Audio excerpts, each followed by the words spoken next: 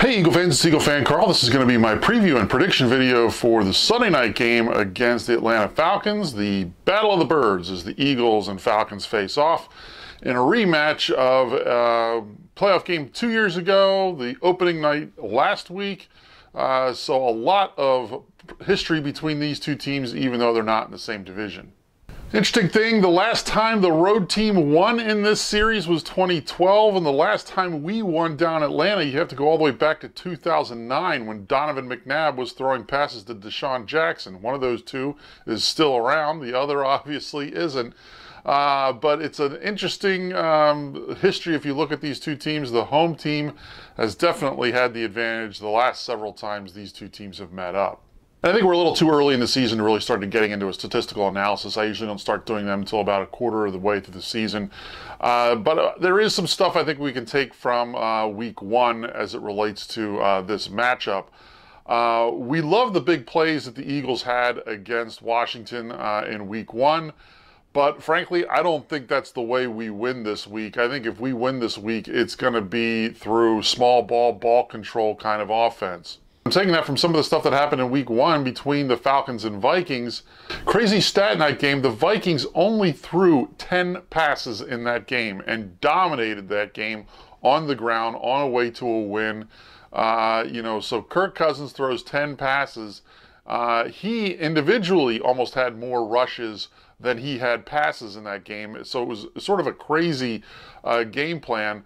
But that's a good strategy for two reasons. The first of which is Atlanta's defense is a little on the smaller side. And if you look at our offensive line, I would think that running the ball is going to be the way that we're going to be able to have success against them. We should be able to bully them and be able to move the ball on the ground that way. We've got a trio of backs now that we can rely on to sort of mix things up. So there's no reason why we can't keep fresh legs out there and just sort of beat their defense into submission. So that's one reason. It's sort of the way we've beaten them actually the last 3 years.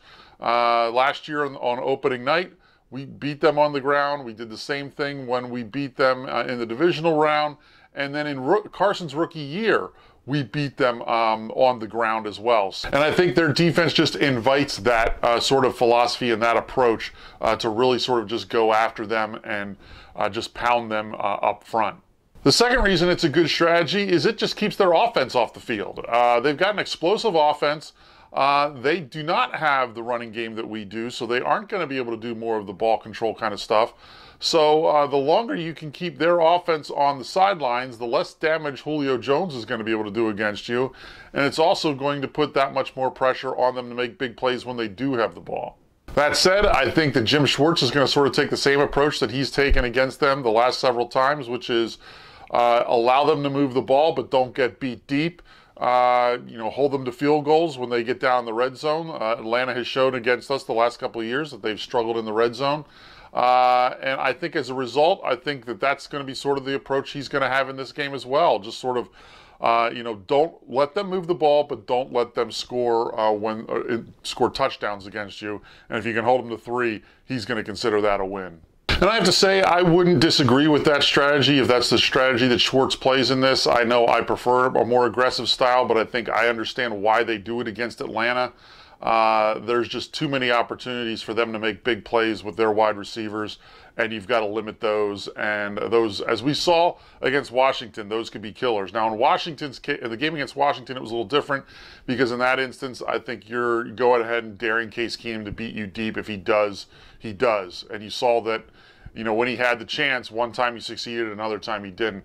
I don't think you're going to have that same 50-50 kind of approach with Matt Ryan and his wide receivers. I think that they will make you pay if you give them the deep ball. And in Washington's case, they also had a running game that scared you, so you had to be ready for that. This is not the case with Atlanta. Atlanta, you don't have to worry as much about their running game. You do have to worry about their passing game. So as much as it drives me crazy sometimes, some of that, softer play that Jim Schwartz uses with his cornerbacks, I think it makes more sense in this game. And for that reason, if he does do that, I'm not going to kill him. I think the Eagles are the better team, and the game plan is clear on how we can beat them. I just don't like this spot, and that's what this boils down to. When I did the preseason video and we were doing W's and L's, I had this as a loss, and there's a few reasons why I think that. Even though we do have the game plan to we know how to beat them in terms of, letting them move the ball but shutting them down in the red zone. That's always worked when we've been playing them up here at the link, where you get the extra crowd noise and all that kind of stuff that can really lend its support to the defense and shutting that kind of stuff down.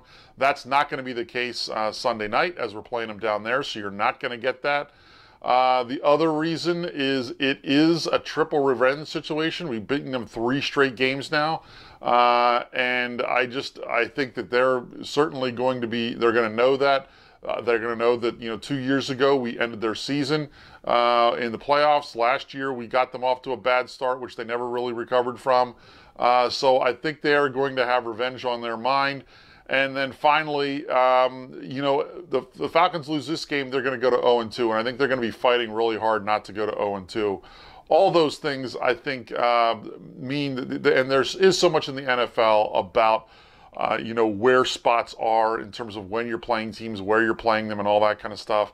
And all those reasons, I just think that this is a classic game where the better team is not going to win the game. And for that reason, my prediction for a score is going to be Falcons 27, Eagles 24.